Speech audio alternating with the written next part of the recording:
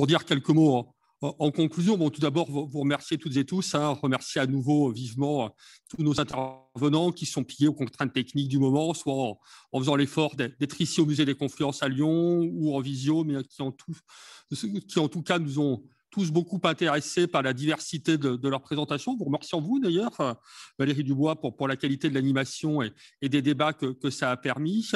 Et en remerciant effectivement également toute la logistique du Musée des Confluences pour l'organisation de cet événement.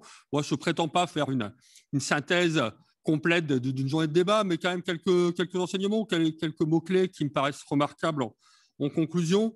Bon, tout d'abord, l'omniprésence des thématiques liées au changement climatique. Alors, beaucoup ce matin, évidemment, parce que c'était autour de la question de l'eau potable et donc avec la question de la disponibilité de la ressource dans le contexte du changement climatique, mais aussi cet après-midi avec les questions d'inondation en période de pluie abondante, massive, et on sait que le changement climatique accroît encore le risque d'événements pluvieux catastrophiques du type méditerranéen. Donc l'omniprésence de cette question du changement climatique qui, par rapport à la manière dont on gère habituellement les services publics d'eau et d'assainissement, change la donne à bien des égards.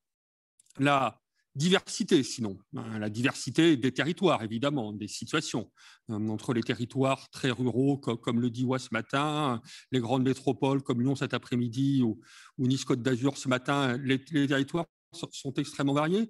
Les solutions mises en place sont extrêmement variées aussi, en rapport à la fois les solutions techniques innovantes, comme celles par lesquelles nous venons de terminer dans le domaine de l'assainissement, sur les micropolluants, sur les systèmes d'assainissement inscrits dans l'économie circulaire, mais aussi peut-être les solutions plus organisationnelles.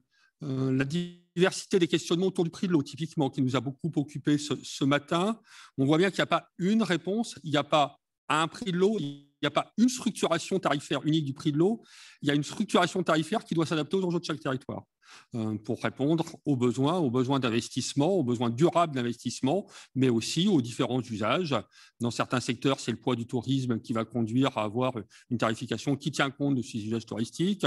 Dans d'autres endroits, c'est le poids de l'habitat collectif. Dans d'autres endroits, c'est la nécessité de faire une tarification plus favorable aux éleveurs. On voit bien qu'il y a une grande diversité. Il y a beaucoup d'outils disponibles pour trouver les réponses adaptées. Il n'y a pas une seule réponse, mais en tout cas de cause, il y a un objectif commun. Il faut un financement suffisant pour les services publics d'eau et d'assainissement. Donc, le bon prix de l'eau, c'est celui qui répond à cette nécessité de bien financer dans la diversité des territoires. Et donc, un mot-clé, je crois que c'est vraiment le mot-clé qui nous a inspiré toute la journée. L'eau, c'est une politique territoriale par construction. Donc, l'eau, c'est bien au niveau de chaque territoire que ça se construit, par une gouvernance adaptée, au bon niveau. Donc, il faut trouver la bonne structuration qui permette de recouper avec une exigence de cohérence l'ensemble des usages liés à l'eau. C'était le Grand Narbonne qui le signalait tout à l'heure. Oui, c'est bien si on peut à la fois parler sur un territoire géographique cohérent d'eau potable, d'assainissement, d'aménagement du territoire, de GEMAPI, de prévention des inondations, donc au passage, de préservation de la ressource, etc. Donc le fait, c'est au niveau des territoires que se fait la mise en cohérence. Et donc pour ça, il faut un territoire adapté pour gérer l'eau, à cet endroit où on va pouvoir faire cette mise en cohérence. Et pour faire tout ça, le rôle moteur des élus, c'est bien à leur intention aussi, et notamment que ces journées ont été organisées. Donc, des élus engagés qui découvrent tous, ils l'ont dit, elles l'ont dit avec leurs mots tout au cours de la journée, un monde à la fois complexe et passionnant. Et on a vraiment besoin de ce rôle moteur et de cet engagement, mais on a besoin aussi d'une association étroite des populations pour éviter de rester dans une logique de réponse uniquement technicienne ou techniciste aux problématiques. Le but, c'est vraiment que à la fois les populations s'approprient des enjeux qui fondamentalement les concernent. Évidemment, l'eau potable, ça concerne tout le monde. Le changement climatique, ça concerne tout le monde. La santé, ça concerne tout le monde.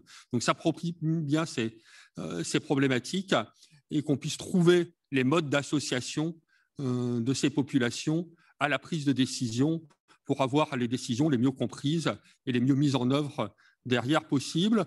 Et enfin, un dernier mot pour cette appropriation, je crois que c'est revenu à deux moments avec des mots différents là aussi. C'est revenu ce matin dans l'introduction, dans le propos inaugural de Célia Bloel. C'est revenu cet après-midi dans la bouche du vice-président de Valence Aglo, c'est et les enfants. Et les enfants, le rôle des écoles, des scolaires, on parle d'appropriation, tout ce travail avec les écoles, tout ce travail avec, en matière de pédagogie, de préparation des générations futures aussi, pour relever les différents enjeux, c'est certainement un mode de médiation entre les cultures d'ingénieurs, les cultures techniques, le rôle du politique, les enjeux d'appropriation sociétale.